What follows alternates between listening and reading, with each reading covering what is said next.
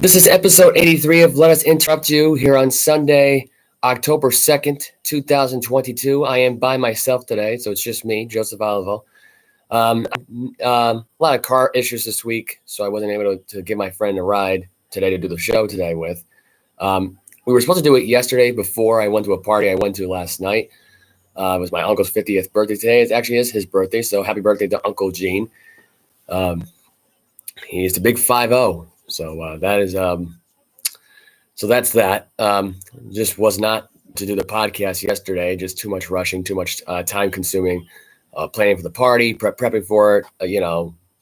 Getting ready to surprise my uncle for his 50th. Just trying to get everybody up there on time and making sure everything went according to plan. And that's exactly what happened. It was a fun night. We were at Strings in Johnson, Rhode Island, off of 183 George. I think it was Weatherman Avenue, I think it is, a street in Johnson, Rhode Island. It's on Route 5. If anyone is curious about that bar, it's a nice little bar. Not a lot of youngins go there, but a lot of I would say about 40 to 50-year-old people go there. You're not going to see a lot of 20-year-olds there. They have a good band there that played there, so that was a lot of fun there. But there was a lot of college football on yesterday. A lot of college football things we got to start with. I might as well just get that out of the way right now and get through the scores that happened yesterday.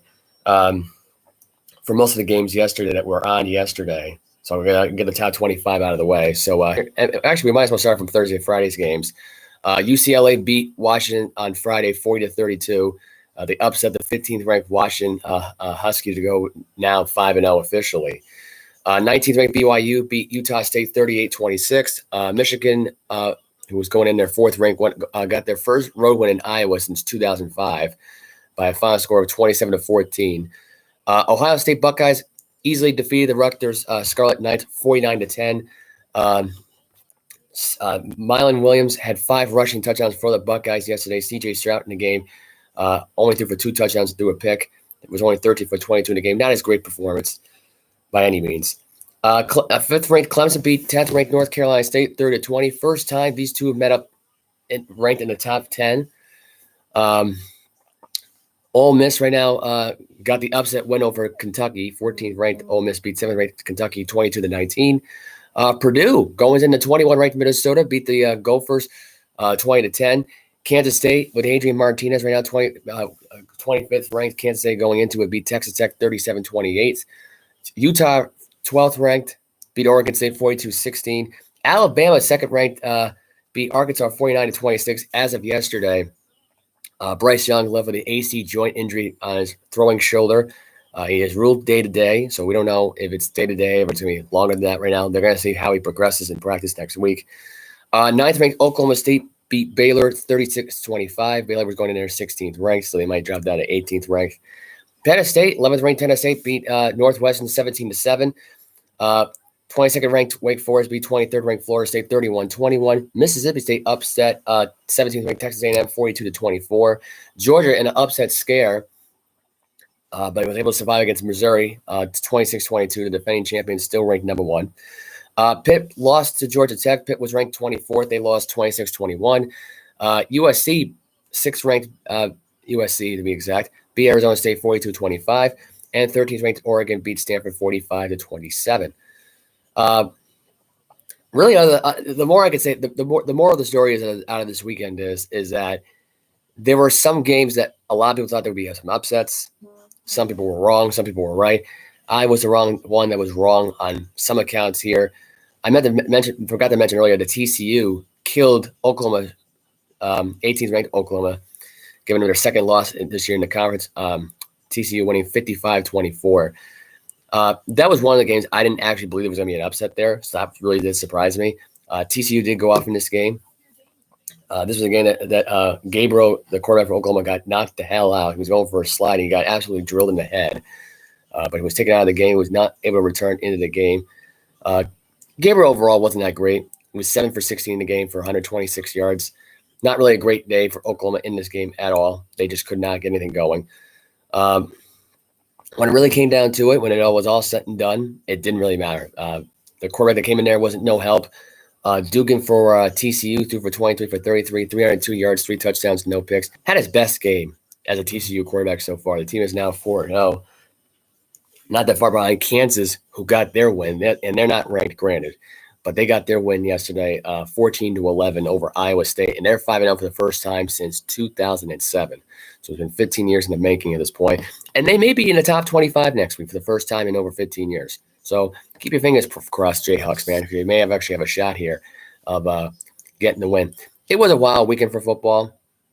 Not a lot of upsets, a lot of shocking upsets if there were any, which there were only a few really to speak of here. I thought for sure Florida State was going to beat Wake Forest. I think Florida State going into the game was favored to go into the game, but Wake Forest won by 10. Hartman did go off in this game. He threw for about 234 yards and 2 touchdowns. Not really much off in this game, but he had some good numbers. Travis went off in this game as well. He had 281 yards, 3 touchdowns, no picks. This should have been a Florida State win pretty easily. At home, you had the advantage. You got the home field fouled, but Hartman was able to quiet down the crowd and do his thing and take care of business, and there you go. It's just simple as that at this point. Not much else to cover, really, out of the college football weekend. I mean, other than URI, who got the win over the weekend over in the 106th meeting against Brown, beating them 38-10. Texas Longhorns beat West Virginia 38-20. I mean, there was not really a lot of games that really caught my eye this weekend out of the college. You know, it kind of settled down a bit, honestly. I would say the only shocking coming out of this weekend is that UConn beat Fresno State over the weekend by a final of 19-14. So they got their second win of the season. So, and Fresno State was favored in this game. So that did surprise me. You can sort of call that an upset, really. Turner in this game was 8 for 15, 130 yards and a touchdown. Not much else about the passing game here, other than the fact right now that Turner was all right in this game. He only completed 8 passes here. That's it. I mean, there's not much else there in college football over the weekend here, really. The one thing I will say about Bryce Young here is that if Alabama loses him for the rest of the season, and this was a big injury yesterday, that really I thought was going to turn the whole game around because they were up 28-0. And then Arkansas kept coming back. So my thought process was this going into yesterday and what happened in that game. And the question that was on my mind was, is Alabama in trouble if they lose the one and only Bryce Young, the possible 2-time Heisman Trophy winner, if he gets his second one this year? Is he at risk right now to being out the rest of the year? I mean, is this more than an AC joint injury? Is this going to be a possible collarbone injury in the game here? That may be an issue. I mean, there's a lot of issues there in this team. And I think right now, if they do end up losing Bryce Young for the rest of the season, let's just say this is more serious than what they're reporting right now, Alabama's in trouble. I saw the quarterback that came back in this game, and it was not pretty. It was not a pretty performance by I don't even know who the kid's name is at this point. I may have the stat right here of who he is. His name was Milroe. I think it was Jalen Milroe, I believe it was. He's only a freshman. I got to cut him some slack there. He's only a freshman going to this, but it just wasn't pretty. It just wasn't pretty at all. I don't know if this kid's ever going to have a career in football, but, I mean, I know it's just a freshman kind of thing. I'm going to cut you a little slack there, but you got to work in your game. It seemed like he was not ready to go into that game at all for Bryce Young. And you always got to be ready if you're a backup quarterback, especially even if you're just a freshman, if you're redshirted in this case, which I think this kid was. Then you have to step up here at this point. And I think honestly, you're lucky that you could rely on the wide receiving core and the rush attack of Gibbs to get you that win yesterday, because it was really all Gibbs yesterday in this game. Some of the touchdowns, I'll get into it right now. The Jalen Monroe got his runs in there. You got JoJo Orley, who got a 22-yard catch from that game. Jason McClellan, you got Jameer Gibbs for a 72-yard run, and then Gibbs again for a 76-yard run. That if it wasn't for Gibbs yesterday running for 206 yards yesterday on 18 carries for 2 touchdowns, you probably would have never won that game. KJ Jefferson choked yesterday at home. It was simple as that. He definitely played better last season against Alabama here. Just a rough case of this kid just, choking in a big moment. And he choked last week, the week before against Texas, or a couple weeks before that against Texas A&M. In this case here, it was the same case here, only it's a bigger stage and you're at home against the number 2 ranked team in the country. So that wasn't really a good look for him. And KJ Jefferson, as far as I know, has got a bright future in the NFL, I think, if he ever gets there at some point. I think he needs one more year. I think realistically he needs one more year. And I think if Bryce Young were to get drafted right now, Arkansas is not going to be the place that gets this guy developed. If I'm Nick Saban, I'm thinking about having this kid transfer to Alabama. He'll teach him. He'll get better over time. And I think, he's not. I'm not going to say first rounder for KJ Jefferson because that's just way out of the ballpark here with that one. Maybe fourth round, maybe fifth round pick. He sits down, back up behind somebody for a few years, and get a start eventually. But I mean, he just did not look right yesterday. He was not ready from the jump. That team was caught off guard. Their defense is not that great. I mean, it just all the way around. It was not a good performance yesterday. I thought it was pretty bad. And the fact that you had a fumble loss in the game on top of all this as well, you had massive turnovers. I think they had about 3 or 4 turnovers in the game. Just wasn't a good look. Just wasn't a good look at all. And by start to finish, it was not a good start for Arkansas. And it's too bad because they were really competing this year to get into top of the SEC West. And now at this point, that may not even happen. So, yeah, Alabama did get one yesterday. They lost Bryce Young, though. I don't know how long. Maybe Bryce Young will play next week. Maybe he won't. I don't know. Maybe he's not done for the year. Maybe he is done for the year. A lot of question marks at this point right now for Bryce Young. Anyway, so enough about that. Because the only reason I'm doing this podcast today, this quickly, is because right now there's currently another football game on right now.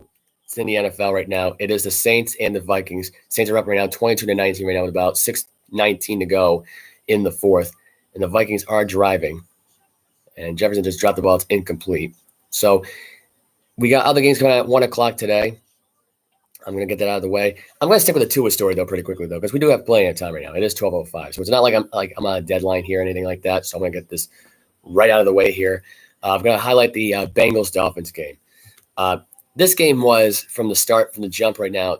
Tua's way too soon to come back in this game. He looked great to start, but when it really came down to it, he came back too soon. He got concussed by Matt Malone, which turned out what was a concussion. 3 days or 4 days max is not the time for Tua to get back. Maybe a week, maybe 2 weeks is good. But in reality, Tua got concussed in the game again for the second time this time around here. And it was on a sack play. I think he got his neck twisted back. The thing of it is that he got carted off the field. He seemed okay. He seemed to be in good spirits. He was in the hospital, but he was taken out of the hospital right now, walked out with a neck brace on. So he's saying he's in good spirits. He says he's fine, but he's not fine. I mean, that's 2 concussions in less than 5 days that he's suffered. And it's not easy. Okay, it's not easy to go through that. He should have never came back in the game against the Bills. And he should have never played in that game Thursday night against the Bengals. Just going to get that out of the way right now. And because of that, Tua, the Dolphins doctors are under investigation. They just had to fire the NFLPA neurologist / doctor because apparently he got bad advice from a neurologist that allowed Tua to play in that game. So he's been fired. That was according to Bleacher Report and ESPN, who broke the news last night. It sucks. I mean, it really does suck at this point if you're that NFLPA now, because you've lost your job. You're no longer part of the union. You're no longer part of this, this trend now. And now they're going to change concussion protocol as soon as possible because to avoid any more of this the rest of the way. And I got to be honest, it's not enough. I think Mike McDaniels held himself accountable for this situation. I think the fact that he didn't actually really aggravates the crap out of me. I just think you're the head coach of the team. You have a hearsay at this point of who goes in the game and who doesn't. And for him to say that he didn't put this guy in jeopardy, I mean, it's just ridiculous. It's just so maddening to me that this is how this whole thing played out. Anyway, and the sources are saying right now, this came in as of this morning. Tua Tagovailoa. I can never say the name right. So expected to be interviewed as part of an NFLPA investigating into the quarterback's return injury from injury, sources say. He was interviewed early this week in the NFL and the NFL Players Association joint investigation of injured Miami Dolphin quarterback with quick return to last week's game against Buffalo. Sources told ESPN's Adam Schefter. The league and Players Association indicate Saturday that their review is ongoing, while adding they agreed that modification to the concussion protocol are needed to enhance player safety. League officials told Schefter that the investigation is expected to last another week or two, and the results will be announced almost immediately after. Yeah, I just think it's just ridiculous. I really do. I really think it's really ridiculous. I think it's really sad, really, when you think about it, really, that this even happened. And it sucks because Tua was playing at an MVP type of level. I thought Tua and Lamar would be competing throughout the year with MVP opportunities. Battling for who would be the top quarterback in the league, who's the elite quarterback in the league. And it sucks now that Tua's out with concussion now. It does. And at this point, if Tua's going to be done for the rest of the year, which it seems like that's the direction they're going to stick with now at this point, Miami, and according to Dr. Quist and Nowinski this way, he shouldn't even play the rest of the season right now. And that was with that concussion he suffered against the Bills. And even here against the Bengals here. So I don't think he should play the rest of the season at this point. You bring in Teddy Bridgewater at this point. Teddy Bridgewater seemed like he knew what he was doing with Tyreek Hill last Thursday night anyway. So I think this works out in Miami's favor here. You got another backup. You got a good quarterback at this point, Teddy Bridgewater at this point. He's not elite, but he's working on it. He's been at his best a really good quarterback. And right now he's in a chance to sign with Miami with two of the best wide receivers right now going today in the NFL right now, in Jalen Waddle and Tyreek Hill. So, it works out in their favor here in this case. But I will give you the quick highlights of the game here because, like I said, I'm going to try to move as quickly as possible here now going forward and give you the NFL picks plus other sports news that happened this week. So I'll start with this game. So I'll start with this one. We just got an update here right now. Justin Jefferson just got a touchdown pass from Kirk Cousins. About 4:15 to go. It's now 25-22. Extra point pending here, or they go for two. Hypothetically, I don't know. They're gonna go for two. They're probably gonna go for one here. But with about 4:15 to go, Kirk Cousins just threw it out from about 3 yards out to Justin Jefferson. He was a wide receiver sweep motion play, so the Vikings just scored a touchdown. Back to the Bengals Dolphins game. First quarter, Joe Mixon runs it out for 5 yards out, touchdown. Bengals are up 7-0. Jason Sanders gets a 23-yard field goal for the Dolphins, and a 48-yard was kicked by Sanders in the game. Later on, Joe Burrow hooks up with T. Higgins for about 59 yards out. Touchdown Bengals, 14-6 Bengals. This was Teddy Bridgewater getting a touchdown reception. Not Teddy Bridgewater. Teddy Bridgewater throwing a deep one to Tyreek Hill, was deflected and caught. That was actually in the third quarter, when it was 12-4. Bridgewater at one point had the pass play for 7 yards out to Chase Edmonds, made it 12-14. They missed the extra point without the goalpost. The deep pass to Tyreek Hill from Bridgewater there made it 15-14. Bridgewater in the game was 14 for 23, 193 yards, 1 touchdown, 1 pick. And this was all about Joe Burrow later on. Out of the 2 field goals, 2-yard pass to Hayden Hurst. Burrow in the game was 20 for 31, 287 yards, 2 touchdowns, no picks. The Bengals win 27-15. They are improved to 2-2. The Dolphins are no longer undefeated. They dropped down to 3-1. Tyreek Hill in the game had 10 catches for 160 yards. Waddle had 2 catches for 39 yards. He was picked off twice by Eli Apple in this game. It was that simple. When Apple was on him, he was on him. But when somebody else was on him, it was no contest. Hill blew by him. Hill was targeted 14 times in the game. Waddle had 2 catches for 39 yards. Sherifield had 4 catches for 55 yards. Gillespie had 2 catches for 23 yards. Evans had 2 catches for 14 yards and a touchdown in the game. Bridgewater threw the only lone touchdown pass for Miami. So that's that. 2 in the game was 8 for 14 for 110 yards before he got concussed and got taken out of the game on a stretcher. Very scary situation how he took the sack there. At first, he got taken out by the leg at first. So I thought to myself, oh, my God, I don't know how he didn't survive that one. He almost got injured twice on the same play, which was scary enough. That last hit, though, when he took that sack in the end there, though, and he got twisted back like that. It was like Gumpy. It was terrifying. The fact that this guy even left the hospital at all is amazing after that sack that he took. The fact that he, got concussed the way he did and doing this, his hand, he was out of it. He was KO'd, knocked out cold. That's just the way it was at that point. Burrow in the game was good. Tyler Boyd at one point had a lateral pass play that I believe that went to Higgins on that play, if I'm not mistaken, on that play. So Higgins overall had 7 catches for 124 yards and a touchdown for the Bengals. Jamar Chase had 4 catches for 81 yards. Tyler Boyd had 2 catches for 47 yards. Hayden Hurst had 3 catches for 27 yards and a touchdown. Mixon had 4 catches for 13 yards, and Wilcox had a catch for 18 yards. That was it. So the Bengals got the win. They now improve to 2-2, and they have a 10-day layoff as they face the Ravens next Sunday night on Sunday Night Football. I will give you my picks for that one as of next week. But, yeah, this was a scary situation. I think Tua at this point should sit out the rest of the year. He already got concussed twice right now, 2 bad concussions in a row. And these were bad concussions. These weren't like just simple like, okay, I can check it off and just keep playing the rest of the year. No, these were concussions to the point where the guy should not play again the rest of the year. I mean, I'm sorry, but he just does not have – and he does not have the body to be playing football for another – what are we now, 12 weeks now at this point after those concussions. I mean, it's not good. It's not a good thing to have 2 concussions like that, and brutal concussions at best, to the point where you drop to the ground. I mean, I know what you sign up for if you play football right now, but that was a bad injury. There's no question about it. I mean, Stephen A. Smith said it the other day on his first take on ESPN, saying that quote, someone should be fired. There's no excuse for this. I would play the audio for this whole thing, but I didn't want to run into a copyright infringement. And plus, I had the audio set up last night. And apparently, it was not okayed by YouTube, so I could not run the audio, unfortunately, through that. Which, it is what it is. I'm not really making a big deal about it. Plus, I'm trying to make this as quickly as possible right now because I'm in the middle of watching a football game and doing a podcast at the same time. But anyway, yeah, it's just sad at this point.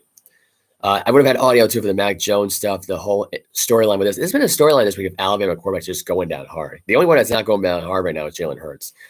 Mac Jones went from a high ankle sprain, being out for at least 2 months possibly, to being day by day here, to being ruled out right now. And Mac Jones saying, don't count me out for this Sunday. I look at it like this. The kid's not in the right frame of mind. Give him a break or two. Let him have a couple of weeks off of right now and stick with Brian Hoyer as much as you can here. Let the kid heal up. Don't let him come back at 100%. And I heard this question the other day, but credit to Felger and Maz for this. Like, what would you rather have? The Brian Hoyer at 100% or Mac Jones at like 35, 40% right now? And by the way, he is the lowest quarterback rating in the league. And people are saying Brian Hoyer. I would take Brian Hoyer too. I don't want Mac Jones at less than 100% against that Green Bay Packers defensive line with the offensive line that we have right now, which is atrocious. I don't want that. I think realistically that'd be a mistake if that's the case right now going forward. I just think to myself that'd be a horrible idea for, and I love it how Bill goes out the way saying, what am I, a doctor at this point? Yeah, you describe Tom Brady's injury and stuff like that and saying like, oh my God, it's just a thumb injury. But this one, though, was just too far from too much for Bill to answer. I just look at it, I'm thinking to myself, like, when Bill's being called out, he don't like it. I mean, it's fine. Not a lot of coaches like being called out in the media. I get it. But it's not, you can't go do this for one person and then treat this situation like, when it doesn't benefit you the other way. You got to own up to what's going on in your team right now. You have no offensive coordinators right now that are legit. You have a quarterback whisperer right now who might as well be giving you the worst advice possible just to try to get in contest with the other guy. Because really, it's really a bidding war at this point for offensive coordinatorship. Who plays the calls? Who's the quarterback whisperer? Who does this? Who does that? With 2 guys who are barely experienced as it is. And a second-year quarterback should not be going through that. I don't care who it is. And, you got Bill Belichick there who doesn't want to pay these guys. Why'd you bring him around on the staff in the first place? Why didn't you keep Josh McDaniels around? And my cousin Michael went on this tangent last night saying, oh, the Raiders should fire him now so they bring back Josh McDaniels. You do realize at this point that'd be a stupid idea, right? At this point, considering now the credibility is hurt by this guy. And everyone's saying how he could be the next, over for the Patriots, and learn under Bill a little bit more. How many more times is he going to learn under Bill? Josh McDaniels. I'm just saying, at this point, it's like you go to college and you take these classes at the 3 or 4 months, and you take it 10 times and you fail both times. This is what Josh McDaniels' situation is right now in coaching in the NFL. He's head coach now twice, and he's failed twice as a head coach. That's it. And everyone's going to say now, like, oh, they'll just give him a job afterward in New England. That's not how this works. And I wouldn't even want Josh McDaniels to have a job in New England if he couldn't even head coach for any other team. Why now at this point would anybody want Josh McDaniels? Why? Because it's benefit Mac Jones? I look at it like this. I think it'd be the worst idea. at this point. I mean, between Bill calling the plays, Matt Patricia calling the plays, and Joe Judge, and now all of a sudden you got another Patriot disciple coming back at this point and learning under Bill until Bill decides to just hang it up and say, screw it, I'm out of here. Like, that's not going to work. That'd be a terrible idea. And at this point, if I had to choose right now between Matt Patricia, Joe Judge, and Josh McDaniels, I'd choose neither. I would just say, Bill, just keep coaching to your 100 at this point. There's no reason at this point for McDaniels to even come back here at this point. What credibility does he have at this point? And it makes him look bad because he's going back to a coordinator job for like the 10th time or 20th time or how many times he's been keep on doing what he's doing. It's ridiculous now at this point. It's almost insane. At this point, I would say get out of the pros right now and go coach in college football at this point. That's what I would do. That's what I think they should do, realistically. Go coach in college football. Then come back in the NFL about 5-10 years down the road when you feel ready, NFL head coach ready, then you can do what you have to do. But I look at it now and I'm thinking to myself, there's no way. This guy is just not ready to be an NFL head coach. He's not. Go to the trial runs for 5 years as a college football head coach. And if you decide I want to coach in the NFL again, come back. That's my take on the whole thing. And I wasn't even thinking this until now, until I just said it as I was saying it. So, I mean, to me, I don't know. To me, I think Josh McDaniels at this point is going to get fired from the Las Vegas Raider head coaching job at the end of the year. They should have never hired him in the first place. It was not the right fit there. But at the same time, though, it's not as bad as Derek Carr is. Derek Carr has not been a good quarterback. Everyone's saying how he had a fantastic year last year. Do you know how many touchdowns he had last year? Despite the numbers he put up for passing yards, which was impressive enough. He had 23 touchdowns and 14 interceptions. I don't know what's so amazing about a quarterback that has 23 touchdowns and 14 interceptions. That's like Brett Favre numbers when he's getting closer and closer to retirement. Except the difference is it'll be switched. But it'll be like you add 7 more touchdowns to it and you add like 11 more interceptions to it, and that's what you get. You get 20 touchdowns and 24 interceptions. That's Brett Favre numbers. That's like mid-average Brett Favre numbers when he was back in Atlanta. That's it. I mean, there's no other way of covering it at this point. And Josh McDaniels ain't doing anything about it. He ain't making it any better for Derek Carr. He's making it worse. And this team's got Devontae Adams on here, Darren Waller, Hunter Renfrow, Josh Jacobs. I mean, I don't know how this team is 0-3. Everyone says it's McDaniels, which partially it is. But at the same time, it's partially also Derek Carr. And I think the only reason why McDaniels might get fired here is because he already pissed off the owner. They already had a closed-door meeting 3 weeks in the NFL season. And by the way, you blew a game where you should have came back and won. And another game when you're up 23-0, and you blow that game too. And then and then think about this one. You were down 12 points against the Los Angeles Chargers. You could have came back and won that game too because you had plenty of time, and you managed to screw it up if you're Derek Carr. Derek Carr choked all those times. It's insane to me. It really is insane. As of right now, the Saints have about a minute 56 to go. They are now down 25-22. They're about to attempt a 60-yard field goal here in London. This is one of the parts of the international travel series right now so far. This game's been pretty interesting so far. I'll give you the headlines here. And as of right now, the Let's Kick is good. Now it's 25 all. They've just tied the game out 25 apiece with about a minute 51 to go, and Kirk Cousins will have the ball back momentarily. But as of right now, in London right now, it is 25 all with a minute 51 to go. I'll give you how this game started out right now. First quarter, Alexander Madison gets a 15-yard touchdown pass from Kirk Cousins on a great drive that went about, if we're going to really go start from the bottom here, 13-play, 75-yard drive. Saints on a 3-and-out. The Vikings on a 3-and-out. Saints on a 3-and-out again. Kirk Cousins' next possession right now after the punts. Throws an interception to Tyrann Mathieu, his very first interception as a New Orleans Saint. It capped up a 12-play, 60-yard drive touchdown with Dalton throwing a 4-yard pass to Chris Olave, making a game a 7-7 game. Vikings on a field goal right now, and also the Saints recovered a fumble at the Dalton was sacked, and that led to a Vikings field goal there. A lot of field goals for the Vikings now later on here. 12-play, 78-yard drive for the Saints right now. Ended up with Latavius Murray getting a 1-yard run, making it a 16-14 field goal for the Vikings. Taysom Hill got a 2-yard run there on a read option right now, ran an easily 2-point conversion was good. Justin Jefferson has a 3-yard touchdown pass from Kirk Cousins, And now a 60-yard field goal on an 8-play, 33-yard drive. Minute 51 to go. This game all the way around, the Vikings had a great solid day today so far from Kirk Cousins today. 24 for 37, 234 yards, 1 touchdown, 1 pick. Andy Dalton is 19 for 25, 204 yards, and 1 touchdown.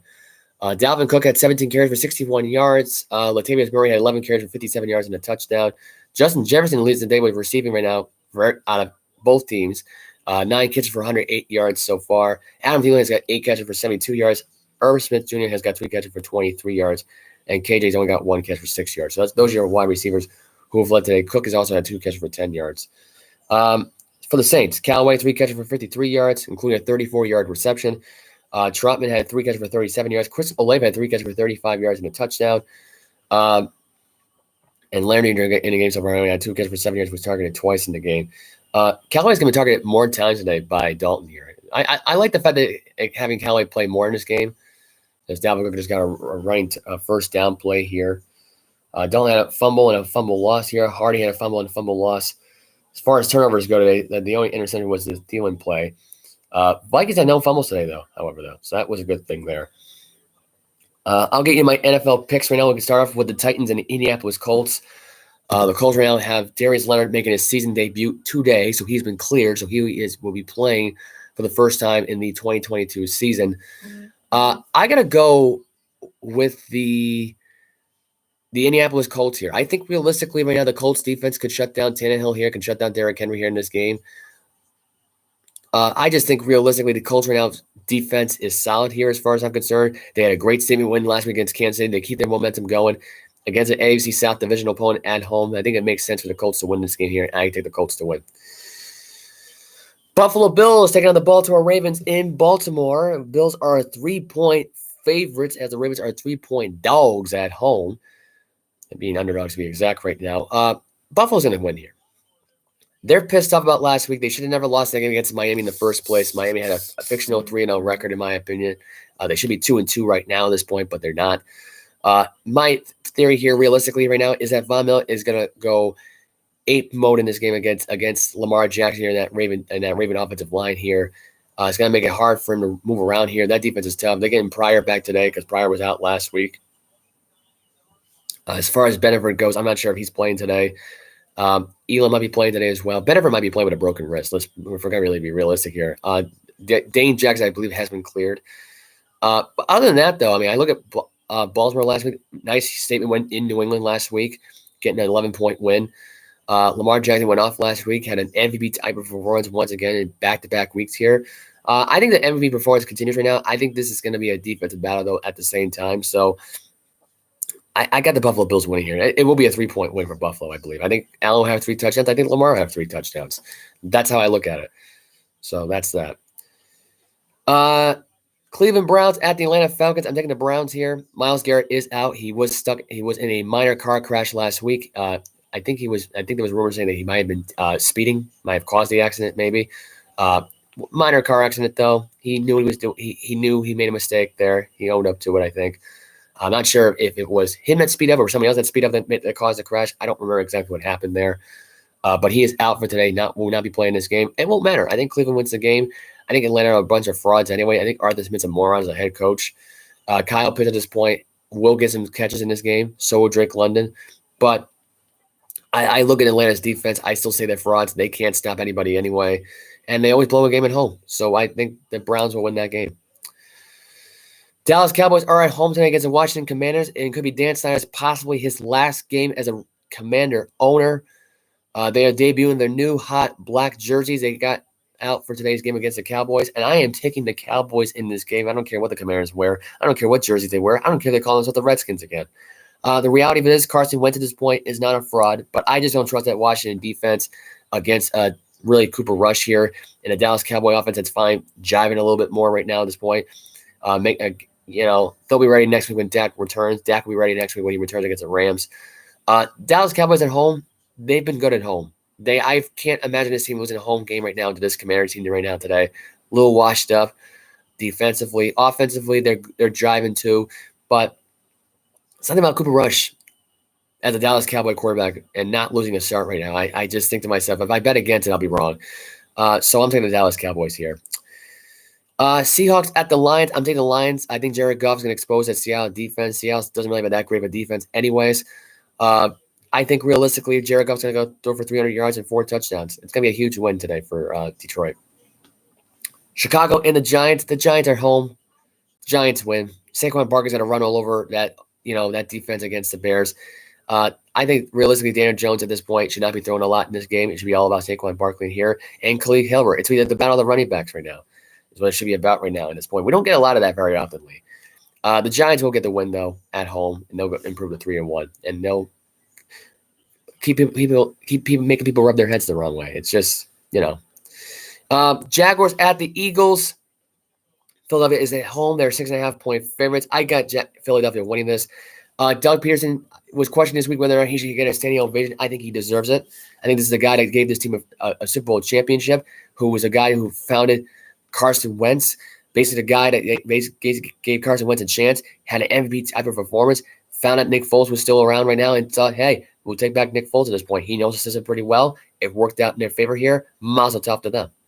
So to me, I'm taking the Eagles in this game. I think Doug Pearson will get a standing ovation right now in Philly, but Jacksonville at this point, with the emotion there and all that, I think Philadelphia's going to have a great defensive game plan for Trevor Lawrence right now, sack him a little bit there. And I just think I'm expecting 4 sacks in this game, maybe an interception and a fumble loss. And I'm expecting Philadelphia to put up at least 20 or 30 points here and have a nice dominant win. So there you go. Jets at the Steelers. I'm sorry, but I'm going with the Jets here. I'm sorry, realistically, Patriot fans. I know you're going to hate me for doing this, but I don't trust the Steelers right now without TJ Watt. And Minka Fitzpatrick, as far as I don't know what his story is right now right now at this point with what the injury is right now for him. It looks like he's out of the injury list. That pretty much means now he'll be playing today right now. He is on the injury list and hasn't been cleared. Basically, all the inactives are out, obviously. Witherspoon is out for the Steelers. That's the only starter defensive back who's out for this game. It's another defensive player that's out here. I'm sorry. That's just the way it is. I got to go with the Pittsburgh Steelers right now. Steelers to lose this game. Going with the Jets to win. LA Chargers at the Texans. I'm going with the Chargers right now. The Chargers are not going to lose 2 years in a row to the Houston Texans, even if it's in Houston. I don't care. The reality of it is I don't trust the Houston Texans at home. Realistically, their offense is not that great. Their offensive line is meh at best. They're without Joey Bosa right now because Bosa's got injured groin. He tore his groin a little bit. He's gonna be out for 8 to 10 weeks, which sucks for the Chargers defensively. But they can overcome it against this Houston Texan team. They got no realistic chance right now of winning this game, and that's the end of it. Cardinals Panthers. I'm gonna go with the Panthers. I was going to go with the Cardinals originally, but I realized they have no D-Hop still, and I just don't trust that Arizona defense against really Carolina's rush attack and Christian McCaffrey. McCaffrey exposes his team every time. That's the end of it. I just think realistically right now you got a healthy Christian McCaffrey at this point. Matt Rule's being smart with him and not taking a lot of risk with him because he is injury prone, which is smart on his part. That's it. I got to go with the Panthers here realistically to win this game. Anyway. Broncos Raiders. I'm going to go with the Denver Broncos. I think Russell Wilson in Las Vegas will finally shine against a Raider defense that is completely useless, if you ask me. He'll figure it out with his team right now. I think he will figure it out today against the division rival, the new division rival at this point. Because, I mean, this is so hard to believe that Russell Wilson is actually on the Denver Broncos. It really is. It's actually really hard to believe this even is even playing with Russell Wilson. But they are. Russell Wilson, I think, will have at least 3 touchdowns in the game. I think the Broncos will have Melvin Gordon rush for at least 2 touchdowns here. It's going to be a 2-touchdown win, I think, for the Broncos. I think realistically they're at home. So the Broncos really in Las Vegas because they've always owned the Raiders basically at this point. I mean, they're going to feel like they're at home right now because realistically the Raiders fans, they're just starting to leave. They're not going to care anymore. I expect more Bronco fans to show up there today and invade Las Vegas today and just turn it into a Mile High in Allegiant Stadium. Let's see. We have the Patriots at the Packers. You know my thoughts on this. I think the Packers are going to squash the Patriots today. This is not going to be close. Aaron Rodgers is going to air it out right now. People are going to look at it and they're going to say, "Oh, the Patriots got a great defense." That's because right now, so far, and I'm going to tell you this right now. Last week they got exposed against the Ravens, flat out. That's it. Okay. Completely exposed. I wouldn't be surprised right now if they're still reeling from that attack last week from the Ravens. And I think realistically, the Packers surprised a lot of people last week against that Tampa Bay defense. So, yeah, they only scored 14 points, but I can't see the Packers going back-to-back weeks scored under 20 points here, even as against a really good Patriot defense right now, which is sadly is an afterthought here considering of how bad their offense really is. So that's that. I mean, I just think realistically at this point, we'll see what happens now with that game. But I'm saying the Packers blow out the Patriots. Brian Hoyer, nope, Mac Jones. It's unfortunate, but it is what it is. I had the Packers win today, by the way, 42-6. If anyone was wondering the score, what's in that game of what I think is going to end up being the final here.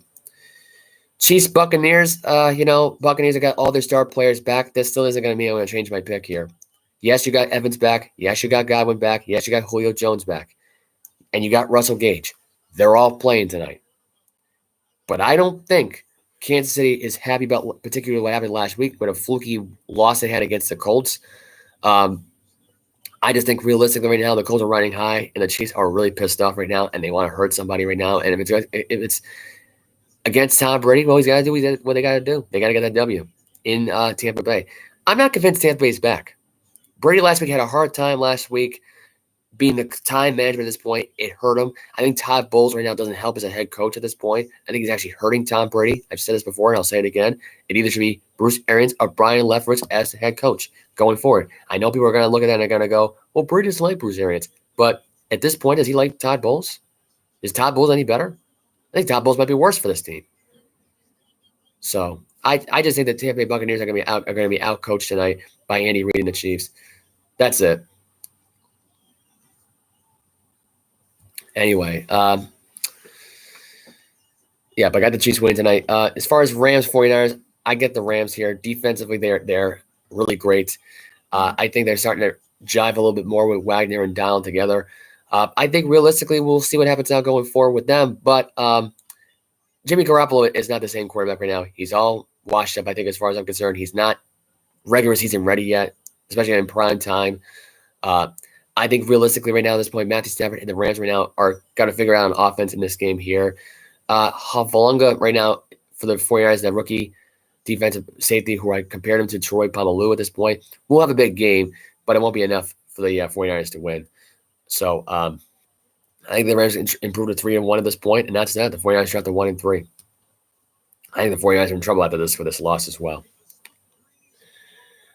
As of right now, the Saints just lost. The game is over. Will Lutz tried to kick a 61-yard field goal. It looked like it had the distance, but it bounced off the goalpost, off the crossbar, and had a double doink there, and it hit off the front of the bar itself from the goalpost. So it's no good. So the Vikings survive. They moved to 3-1, and the New Orleans Saints dropped to 1-3 as the Vikings win 28-25 in London. So far I'm 1-0 my pick, because by the way, I did have Minnesota winning this game today. Just FYI. A lot of crazy rumors going around right now at this point. J.J. Watt puts out a statement ahead of a leaked story of him going into a defibrillator and having a heart shocked back into rhythm. This is according to Bleacher Report. So this is a story. I just got this just now, by the way. Let's see. This is according to his. This is according to the story now. Heart shot back into rhythm here. Arizona Cardinals defensive end J.J. Watt revealed on Twitter on Sunday that he had a heart issue earlier this week. This is what he posted on his Twitter, saying, "I was just told somebody leaked some personal information about me, and it's going to be reported on today. I went to an AFib on Wednesday, had my heart shocked back into rhythm on Thursday, and I am playing today." So he will be playing today in this game. He just confirmed it just now. Watt was initially listed as questionable for a Sunday's game against the Panthers due to a calf issue, but Ian Rappaport of the NFL Network reported that he was expected to play. The veteran also confirmed he will play despite having his heart issue. That is a scary thing for a man that young like that. And I don't know if at this point, if this is going to shorten his career status at this point, as far as how long he plays. I hope he's all right. I hope he plays well today for the Cardinals today. I mean, granted, I did pick the Carolina Panthers to win, but I hope J.J. Watt is okay. Realistically, right now, that is kind of scary for a man that young like that to have heart issues like that at his age, considering how much he works out and how much how big he is. And it's sometimes it's the guys right now that have like not a lot of great body shape at this point, and they're completely out of shape at this point. They have these kind of issues, but Watt's jacked as far as I'm concerned. So, yeah, I may have to message him because I actually do have JJ Watt's phone number. So I will have to message him and see if he's all right. So, yeah, as soon as this is over here, I'm going to get the phone and get that done. NBA news this week, and this completely came out of nowhere because the NBA season's about 2 weeks away. Power forward and former Brooklyn Net, former LA Clipper, Blake Griffin is now a Boston Celtic who signed a 1-year deal with the Boston Celtics. This was completely out of nowhere yesterday. All this is right now, I'm just going to lay it down for you flat. I think right now this was only the signing was even a thing was because of the fact right now they have no Robert Williams for 12 weeks. That's it. You need another piece in there. It can't be to be Horford in there. Home Gomez right now is, I don't even know if he's even still part of this team or not, but I think he may have been traded along with that whole Brockton trade. But anyway, they got another piece there. It's another bench guy. I mean, add him in the starting rotation, maybe on this team, maybe. I don't know. And really, it's another piece for Gallinari because he's out for the year with a torn ACL. So it's just another body in Boston at this point. I'm glad Blake Griffin's here in Boston. I think it's interesting, but he's past his prime. So I don't know how much he would give here at this point. And if he were to tear his ACL, which, by the way, he's already done in his NBA career so far in the last, 10 and 11 years, I mean, that's a lot of risk taken right there as well. It's like at this point with Anthony Davis, it's the same thing at this point, which is why Boston didn't want to sign him because of his ACL tears that he's had. He's had multiple, I believe, Anthony Davis. If I'm not mistaken, he had at least one or two in his career up to this point. Blake Griffin surprisingly has only had one. So, and I may be wrong on that one too. I may be jinxing it. So, who knows? But yeah, that's what came out this week. Other than that, there's really not a lot of baseball note. The Red Sox were eliminated from playoff contention. They were outscored 19-0. I was going to go on a rant about the Red Sox today, but I didn't really want to go for an hour, and I actually kind of started the show a little too late, actually. So it's 12:40 right now. If I went on a rant about the Red Sox right now, it'd be another 35, 40 minutes. So I'm not going to get into that. But what I will say here about the Red Sox here is this. They quit in this series against the Toronto Blue Jays. They've been outscored 19-0. They suck, in my opinion, at this point. They're eliminated from playoff contention. I could care less going forward what they do. I'm being serious here. At this point right now, the Yankees right now with Aaron Judge, he got his 61st home run this week. He was been trying to get 62 all weekend at this point. He might get it today. He might get it tomorrow. But if he does break the record, I will be back on here whenever I get a chance to. But if it's not before tomorrow, I will be back on here on Tuesday to review the NFL games that were on today and Monday Night Football. So that will be my review. The entire episode will be based on those reviews alone. I will not cover anything else besides that. NBA preseason is back on right now. Great. NHL preseason just started the other day. Bruins got a 5-0 win, I believe, yesterday against the Flyers. They had another. I think they lost one of their other games as well. I don't know what the record is. I'm not going to cover NHL or NBA preseason now going forward. So it will just be. But when the regular season starts for NHL and basketball, I will cover all of it. I was going to cover some hockey, golf today. I'm not going to have enough time, obviously, in this case. But yeah, I mean, that's pretty much it here on the show on the fly. As far as we know right now, the Dodgers won the division this week. I believe they are now at 110 wins, if I'm not mistaken, right now at this point, which is freaking crazy. Let me see what else here. Besides that, the Astros clinched the division. They got home field advantage throughout the playoffs right now in the American League. The Dodgers have home field advantage throughout the playoffs in the National League. The Mets and Braves right now are in a showdown. The Braves won yesterday. They are right now down. I believe they're down. I believe they're up one game, if I'm not mistaken, right now. DeGrom and Scherzer both struggled in their game. Try and get this after work right now to see what's going on. Look at the MLB standings right now on my thing right now. But yeah, the Mets right now are, I believe, are not that far behind. The Yankees already won their division. The Cleveland Guardians have been hot. They've won their division. They're 89-69. The Mariners are in the playoffs for the first time in 21 years. So congrats to them right now. Their drought is officially over. They are now postseason bound.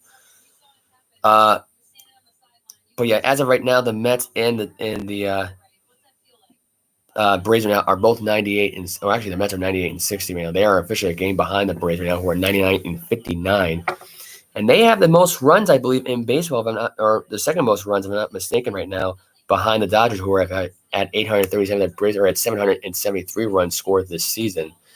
Wow. Actually, no, excuse me. The Yankees are back at 794. So second most behind that is the Yankees, and the Braves are third. But anyway, yeah, that's it. Philadelphia right now and the Brewers right now are battling right now for the last wild card spot. They are a game back behind the Phillies. The Brewers are.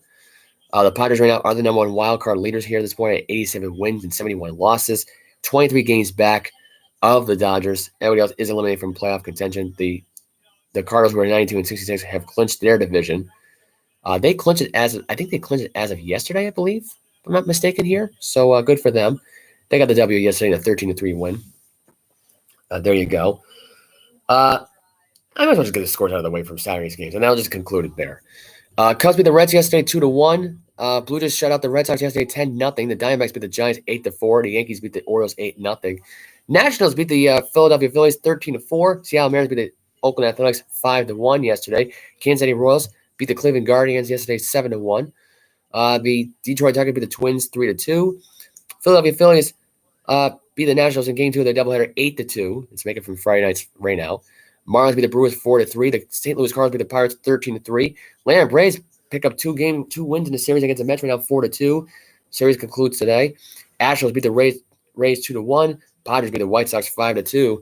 Angels beat the Texas Rangers 3-2. And Dodgers beat the Rockies 6-4. By the way, Kris Bryant is done for the year. I forgot to mention this the other day. Is done for the year. I believe, and I just found this out, did not hit a single home run this year in Coors Field this year. Kind of hard to believe, right? Zach Britton has been put back on the injured reserve list for the rest of the year for the Yankees. He is done. He injured his throwing arm yesterday. Just went through Tommy John surgery last September. May have to go through another one again. Possibly there's been a lot of rumors going around that.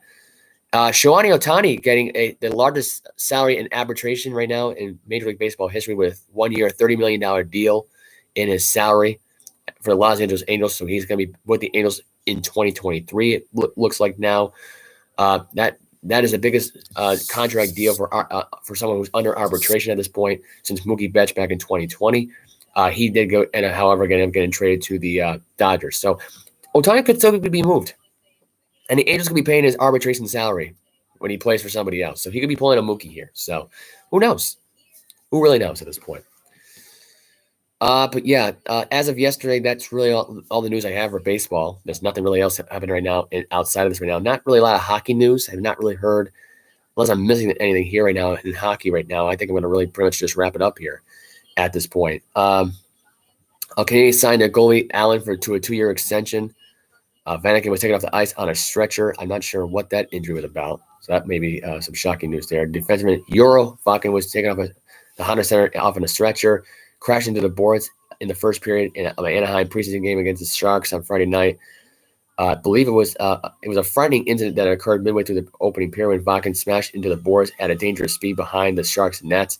Vakin appeared to be concentrating on the pass he had just made to Derek Grant, who scored on the Ducks' opening goal on the assist. That's what was according to the Associated Press that was written last night. The Lightning and Magic are donating to Hurricane Ian for the relief right now. Maple Leafs signed Sedan to a 2-year, $2.8 million deal. Leafs captain Tavares to miss the beginning of the season right now with an injury. That's according to some reports right now at this point. John Tavares will miss the start of the regular season with an oblique injury. The season opener is the 12th in Montreal. The Maple Leafs there's been a lot of rumors going around right now that the Maple Leafs have been trying to target now Edmonton Oiler Connor McDavid, who may be on the move at this point right now. The Leafs right now are in a mission mode right now into getting a trade done with the Oilers to get Connor McDavid here. I don't know if it's going to happen or not. And it could be a case right now where Connor McDavid might want to stick around in Edmonton because I don't believe him leaving in Toronto. I can't imagine him leaving in Toronto at this point and winning a championship in Toronto and not in Edmonton. I think Edmonton is going to be his home. I can't see this guy leaving that franchise ever. It's like Alex Ovechkin. He's never going to leave the Washington Capitals, and Sidney Crosby is never going to leave the Pittsburgh Pirates. I'm sorry, not Pittsburgh Pirates. Pittsburgh Penguins, sorry. My apologies there for that one.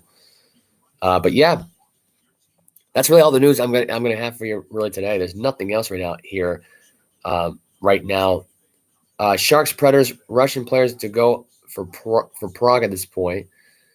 This is according to Russian NHL players from the San Jose Sharks and Nashville Predators will be permitted to play games in Prague, despite the Czech government having previously said they weren't welcome there due to the war in the Ukraine. So I think things are starting to ease up right now at this point for Prague. Nashville and San Jose are set to play in regular season games October 7th and the 8th at Prague O2's Arena as a part of the 2022 NHL Global Series in Europe. So there you go. Alexander Barbaget, Evgeny Savensky, and Yark Trenin are Russian-born players, obviously. So there you go. So that's that. So that's it for this podcast right now. You can follow us on Snapchat, Facebook, Instagram. I mean, I'm sorry Mike is not here 2 days in a row. I unfortunately don't have a car. I'm having a lot of car problems lately. In the shop. Could be in the shop for a little while. So I don't know how Mike's going to come here. I did offer him a lifeline on here on YouTube to get him to call here on the show. Was not going to work out for him for whatever reason. I don't know what his story is, and really, I guess he's just done at this point. Not done with the podcast per se, but it just, at this point, like if he's not going to come, I'm not going to waste my time waiting. I'm just going to do the show without him. It's going to be one of those ordeals. It is what it is. But yeah, anyway, as of right now, we're about 10 minutes out from the rest of the NFL season. That's really about it. So far, there's a lot of my phone's just been buzzing up nonstop here. Giving me practical update after update right now going forward. But yeah. But yeah, it is now 12:49. The Red Sox, I believe, today have their last series in Toronto, and they have I believe they're on the road again at Tampa Bay, I think, the rest of the way here, the rest of the week.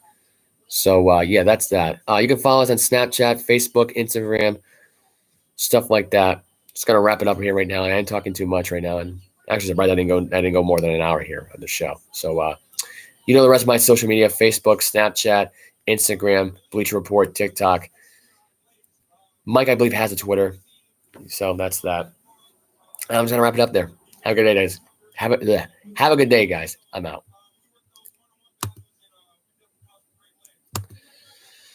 Fucking